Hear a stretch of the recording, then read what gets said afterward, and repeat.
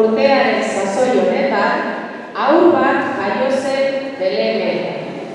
Bere gurasoak Jose Arotza eta Maria estalpe batek babestu ziren. Aingeru batek zaintzen zituen. Haurra Jesus zen, Jainkoaren semea lurrean. Jaio berria agurtzera, ardiak zaintzen zeuden hartzaileak etorri ziren.